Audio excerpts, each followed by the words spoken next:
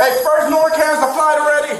This is the moment when a law enforcement officer suffered a near-fatal overdose inside the very sheriff's station where he was supposed to uphold the law. What made this case even more alarming was that Deputy Marvin Morales overdosed on fentanyl, a drug he had seized during an arrest earlier that day.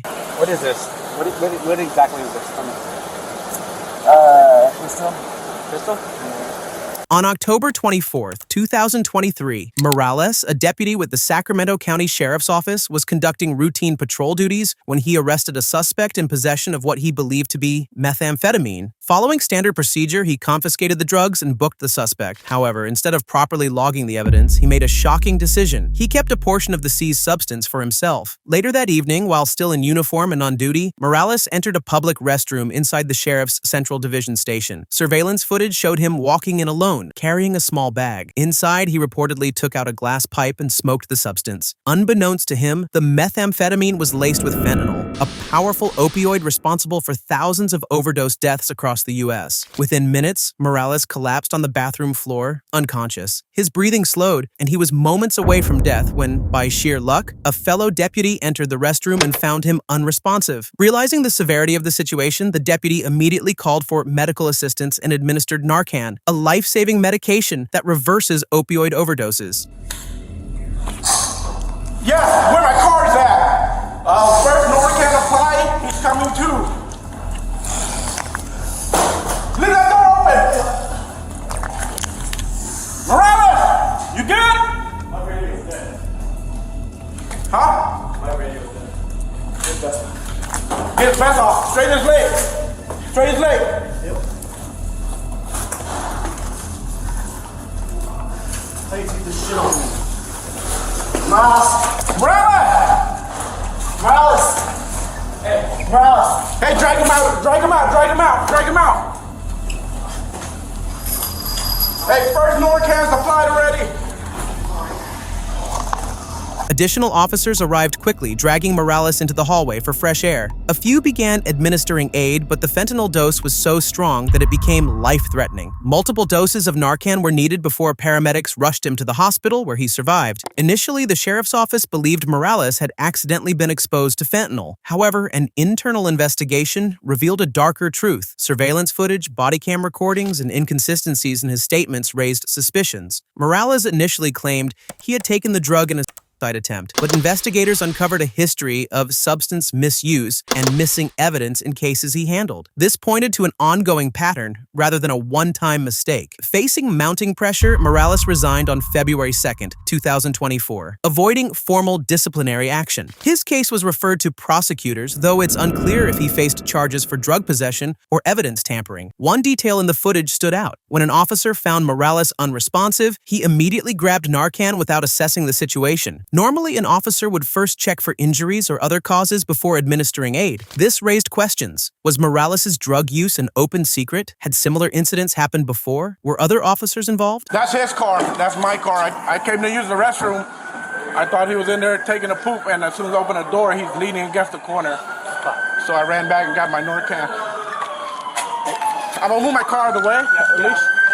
This case isn't an isolated incident. History has shown that some officers have exploited their access to confiscated drugs, leading to major scandals. In New Jersey, a lieutenant was caught stealing large quantities of drugs from an evidence room while making suspicious cash deposits totaling $600,000. In Florida, an officer was sentenced to 17 years in prison after admitting to stealing drugs, cash, and firearms from DEA operations. Even outside the U.S., corruption runs deep, like in the UK, where a detective was caught stealing and selling 4 kilograms of cocaine from police storage. In some extreme cases, entire departments have been dismantled, like in Huntsville, Alabama, after widespread corruption involving stolen evidence came to light. One person commented on Officer Morales' incident, "Smoking drugs you found is stupid. Smoking drugs at work is next level. Smoking drugs on duty is absolutely insane." Another added, "Dude took one hit and woke up in the hospital, jobless with a sentence." This isn't the first case of an officer breaking the law. Next, you'll see the case of an officer who consistently resorted to violence and excessive force. Elbow me in the fucking face. Stop resisting! Motherfucker! Stop resisting! Jerry! Put your hands behind your back! Your hands behind your fucking back. This incident took place in Columbia, Mississippi, involving Officer Rodney Yates, who has recently come under public scrutiny, his third time appearing in a viral video over allegations of excessive force. During a routine traffic stop for an expired inspection sticker, Yates encountered a 65-year-old male driver. When the driver failed to comply with orders to exit the vehicle, Yates forcibly removed him and delivered multiple strikes. The altercation was captured on video by the man's wife, who was present at the scene. Put your hands behind your fucking back. Get down. The video, which quickly spread across social media, showed how inhumane Yates was during the encounter. Despite the man's cries for help and his visible injuries, Yates continued to escalate the situation. The man was clearly not resisting in the video, yet Yates kept striking him while repeatedly yelling, "Stop resisting!" The Columbia Police Department does have body cameras and a body cam policy, but there are allegations that Yates either did not wear one or failed to turn it on, which may have contributed to the lack of accountability. This incident, however, was not an isolated one. Yates had already been involved in at least 2 other viral incidents in which he was caught on camera using excessive force during the routine stops. One of these involved a driver who was tased while still sitting in his car, seemingly for questioning the officer's orders. Get out of the car. Why I'm under arrest? Undo the seatbelt. Get out. You're under arrest. Why am I under arrest? Failing to comply. Get out of the car. What?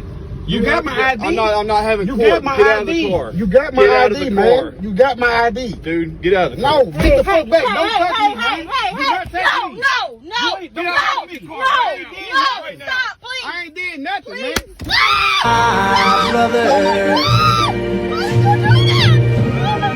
Oh my goodness! Oh my goodness! What is going on? Oh Dion! Oh my God! Oh my goodness! Oh my goodness! Is he okay? Is he okay? The man suffered serious injuries due to Officer Yates's excessive force. In another incident, Yates was caught on video forcibly removing a young woman from her vehicle during a DUI checkpoint, despite her repeated pleas for an explanation. Why am I under arrest? Why is she under arrest? What did I do? No, literally, why am I under arrest? I pulled up. Okay, look, I pulled up to come get my friend.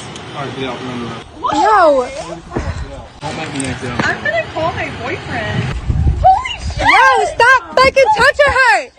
He acted without proper authority, violating the Fourth Amendment's protection against unreasonable searches and seizures. Given Yates' troubling pattern of behavior, legal experts and law enforcement critics questioned why he remained on the force. The Columbia Police Department placed him on administrative leave pending an internal review, but many saw this as inadequate. Activists and community members argued that an officer with multiple excessive force allegations should have been removed long ago. If a civil lawsuit is filed, Yates could face legal consequences for violating the man's constitutional rights. Additionally, if criminal charges are pursued, he could be held personally accountable for battery or assault under state law. Despite public outrage and legal concerns, Yates received only a 2-week suspension without pay, a consequence many deemed insufficient. In response, the community launched a petition demanding his immediate dismissal, intensifying calls for accountability.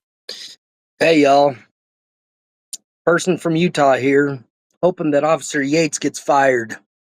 His behavior is completely unacceptable. Both of my grandfathers served in World War II, and it's not for his behavior. It was for our rights and our freedoms, not for our rights to be violated.